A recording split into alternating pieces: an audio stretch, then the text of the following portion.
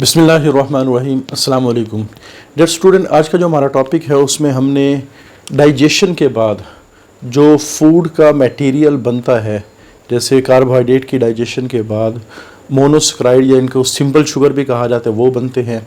इसी तरह प्रोटीन की डाइजेशन के बाद अमीनो एसिड बनते हैं। इसी तरह फैट्स की या लिपिड की डाइजेशन के बाद फैटी एसिड और ग्लिसरॉल बनते हैं।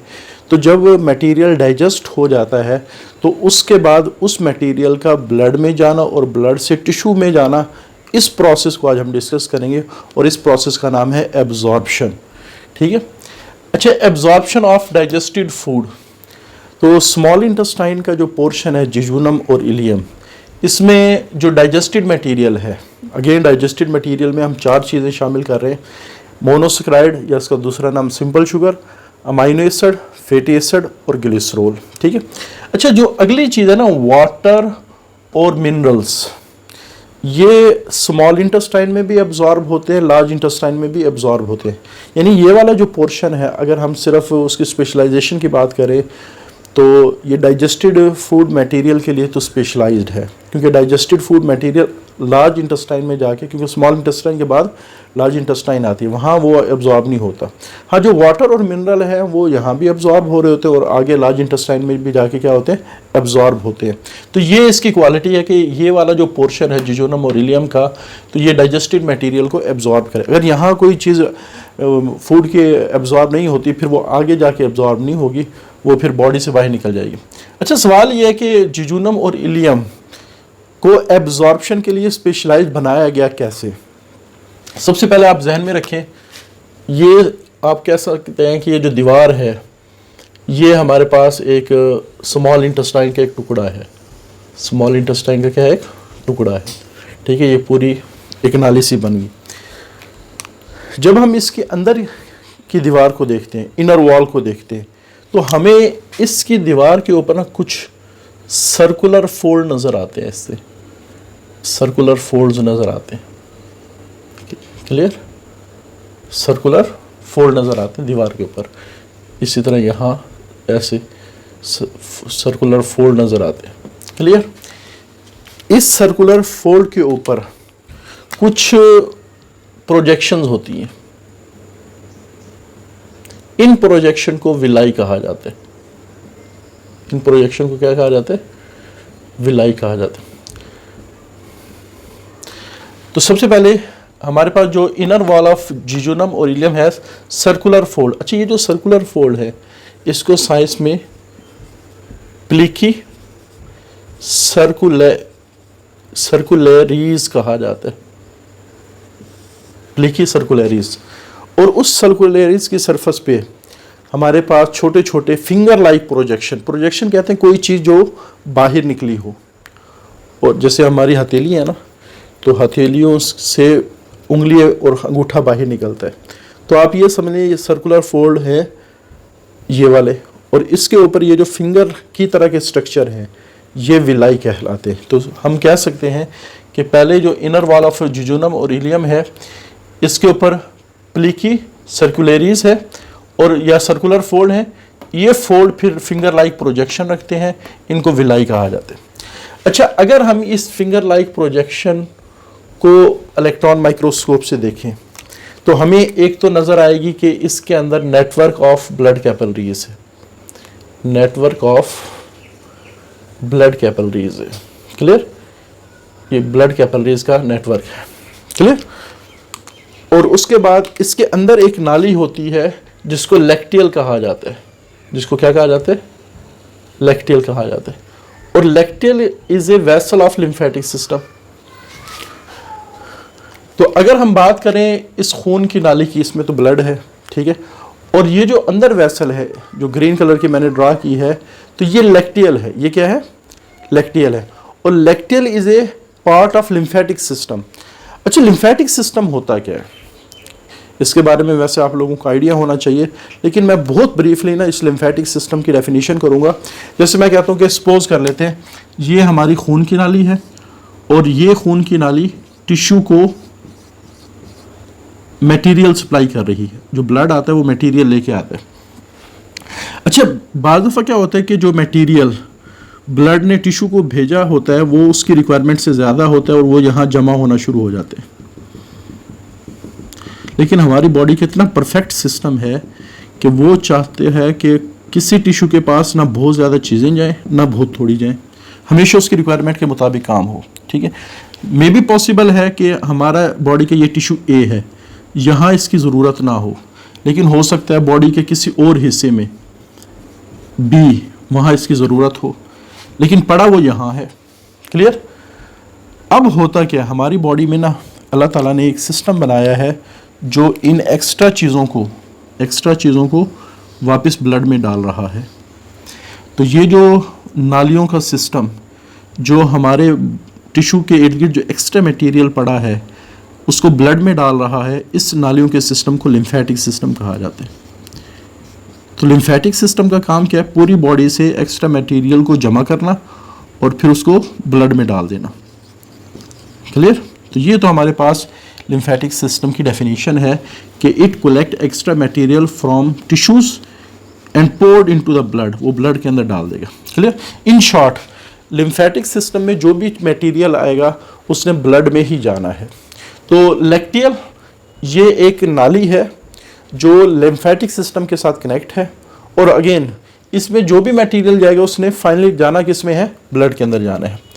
तो एक तो यहाँ हो गया जो रेड कलर की मैंने ड्रा की है ये नेटवर्क ऑफ ब्लड कैपिलरीज, और जो ग्रीन कलर की मैंने ड्रा की है ये लैक्टियल वेसल है। तो दो चीज़ें होगी, ये दोनों वेसल्स हैं, नालियाँ हैं। ठीक है, एक में ब्लड होता है और एक में लिम्फेटिक सिस्टम का मटेरियल होता है। तो each villus is richly supplied with capillaries, इसमें कैपिलरीज होती हैं, और लैक्टियल है क्या, a vessel of lymphatic system. और फिर इन दोनों नालियों को एक layer of cell, single layer of cell ने कवर किया होता है। यानी आप ये समझ लें लेयर ऑफ सिंगल सेल ने क्या किया होता है, कवर किया होता है। ऐसे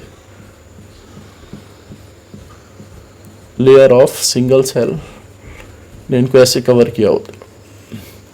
तो ये जो एक कवरिंग बनी है सिंगल सेल की लेयर की, तो ये एपिथेलियम कहलाती है। तो बोथ कैपिलरीज और lacteal are covered by single cell thick epithelium. इस कवरिंग को एपिथेलियम कहा जाता है। अच्छा, अगर हम इस एपिथेलियम के सेल को देखें, तो इस एपिथेलियम के सेल की मेम्ब्रेन के अंदर भी काफ़ी सारी प्रोजेक्शंस हैं, जो हमने बात नहीं की फिंगर लाइक प्रोजेक्शन। लेकिन चूंकि इस प्रोजेक्शन के अंदर साइटोप्लाज्म मौजूद होता है, तो प्रोजेक्शन का क्या मतलब है, कोई चीज़ जो मेन बॉडी से बाहर निकली है वो प्रोजेक्शन, और इसके अंदर चूंकि साइटोप्लाज्म होता है तो ये साइटोप्लाज्मिक प्रोजेक्शन है। और इनके लिए हमने वर्ड इस्तेमाल किया माइक्रोविलाई। ठीक है, और इनकी भी बहुत सारी तादाद होती है। तो ओवरऑल एपिथेलियम सेल के ऊपर भी प्रोजेक्ट, पहले तो हमने कहा ना कि ये जो सर्कुलर फोल्ड है, सर्कुलर फोल्ड्स के ऊपर ये जो फिंगर लाइक प्रोजेक्शन है ये कहलाती है विलाई, और फिर उसके एपिथेलियल सेल्स के अंदर ऊपर जो साइटोप्लाज्मिक प्रोजेक्शन है इनको माइक्रोविलाई कहा जाता है। तो countless cytoplasmic projection of epithelium cell, इनके वजह से फ़ायदा क्या होता है। जैसे मैं एक मिसाल देता हूँ, सपोज कर लेते हैं हमारे पास ना एक ये सरफस है, ठीक हो, लेकिन अगर कोई इस तरह की सरफस हो और कोई अगर इस तरह की सरफस हो,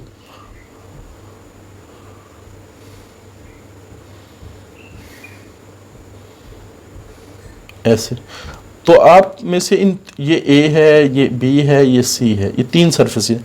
अगर आपसे पूछा जाए इन तीनों में से बड़ी सरफेस कौन सी है, तो आपका जवाब क्या होगा, सी, क्योंकि ए को तो मज़ीद खींचा नहीं जा सकता। अगर हम बी को खींचना चाहें तो वो ए से काफ़ी बड़ा हो जाएगा, क्योंकि उसमें फोल्ड है, फोल्ड खुल जाएंगे। लेकिन अगर उस फोल्ड के भी फोल्ड हों तो सरफेस और बड़ी हो जाती है। तो इन शॉर्ट आप ये समझ लें कि जो माइक्रोविलाई और विलाई हैं, इनकी वजह से जो इनर वॉल ऑफ जिजोनम और इलियम है उसका सरफेस एरिया बहुत ज़्यादा हो जाता है।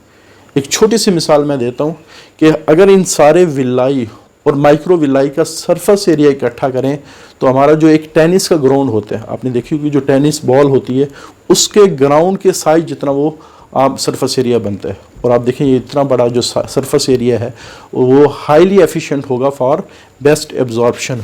तो हम कह सकते हैं कि दोनों की वजह से विलाई और microvilli total surface area for absorption become extremely large, ये बहुत ज़्यादा हो जाता है due to the presence of villi and microvilli. अच्छा, ये जो अंदर छोटे छोटे बाल की तरह के स्ट्रक्चर है, हेयर लाइक जो स्ट्रक्चर है, प्रोजेक्शन जो है, या फिंगर लाइक जो प्रोजेक्शन है, इनकी वजह से जो जिजूनम और इलियम के अंदर की जो सरफेस है वो हमें वेलवेटी नज़र आती है। वो क्या है, आपने वेलवेट का कपड़ा देखा होगा, तो वेलवेट का कपड़ा, उसके ऊपर बाल की तरह के स्ट्रक्चर होते हैं, हेयर लाइक स्ट्रक्चर होते हैं और बड़े नर्म मुलायम होते हैं।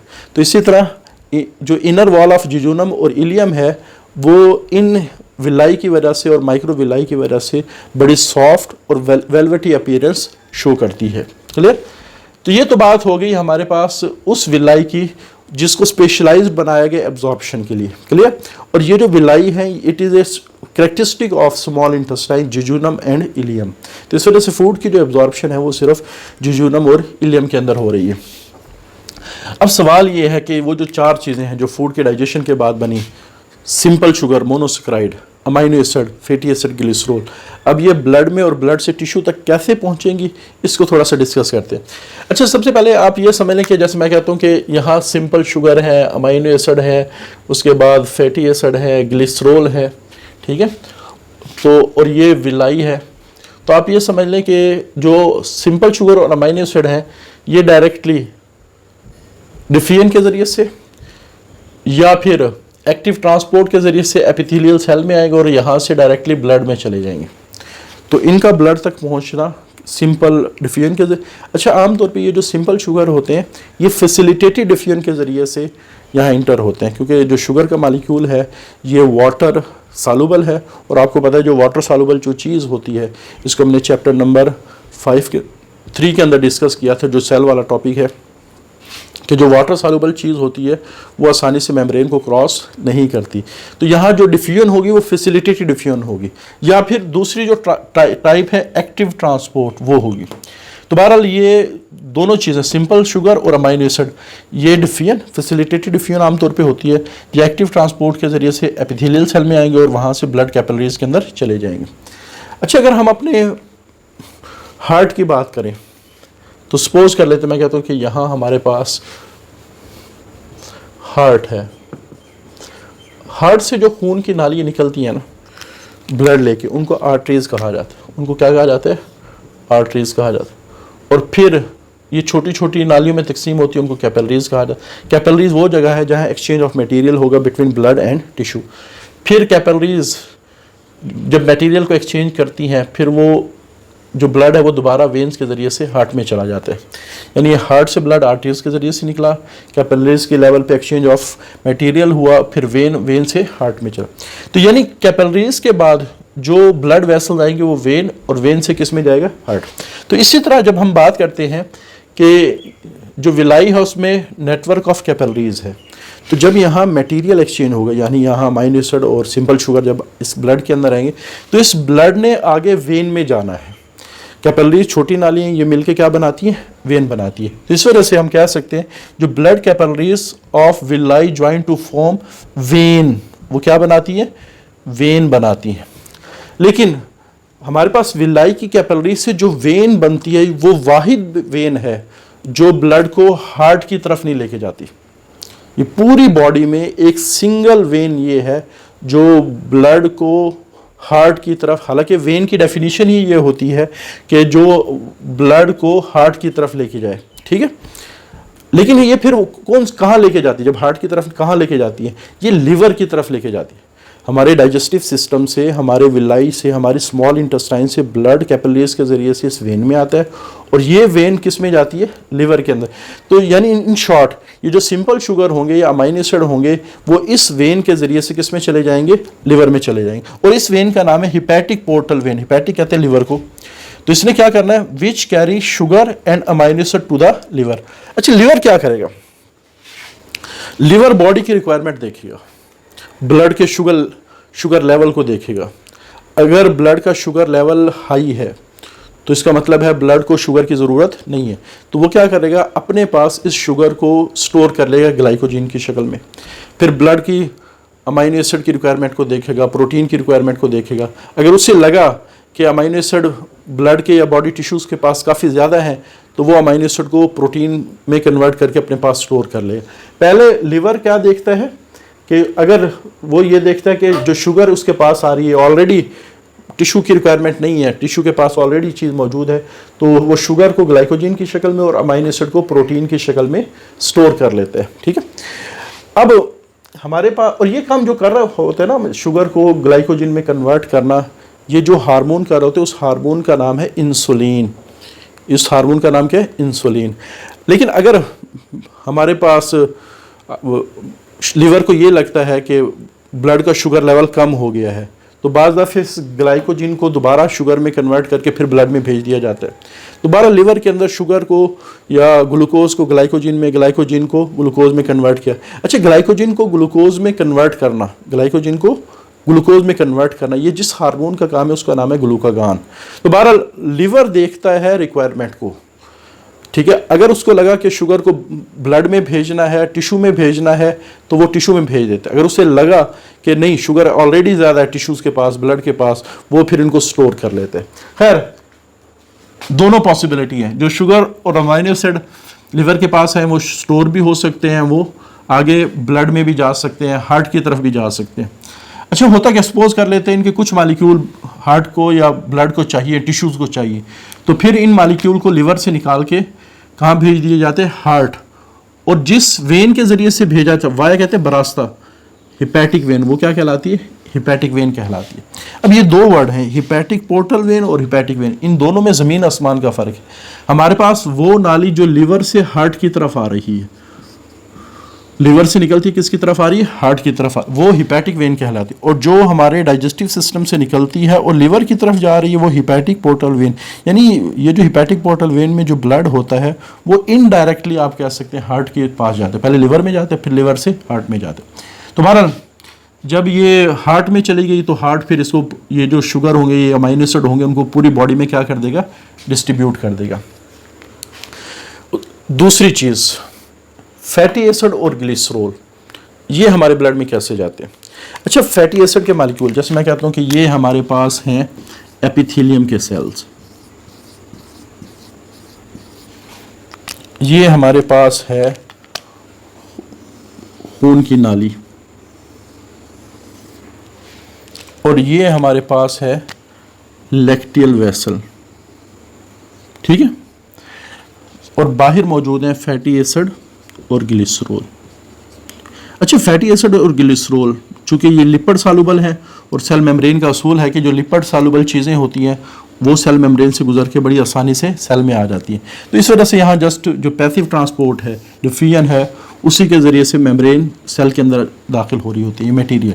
अच्छा, फैटी एसिड जो ही और ग्लिसरॉल एपिथेलियम के सेल में दाखिल होते हैं, इनको दोबारा मिला के लिपिड्स बना दिए जाते हैं। और लिपिड्स की जो कैटेगरी आमतौर पे बनती है उसका नाम क्या है? ट्राइग्लिसराइड, ठीक है। लेकिन सवाल यह कि जब इनको दोबारा मिलाना था फिर तोड़ा क्यों गया? क्योंकि पिछले लेक्चर में आपने देखा होगा हमारे डाइजेस्टिव सिस्टम में सबसे मुश्किल होता है लिपिड की डाइजेशन, क्योंकि लिपिड वाटर इनसॉल्युबल होता है।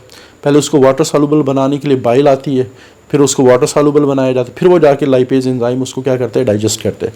तो इस तरह मुश्किल काम करके लिपिड को तोड़ दिया गया और जो ही सेल में दाखिल हुआ इनको फिर जोड़ दिया गया। क्लियर?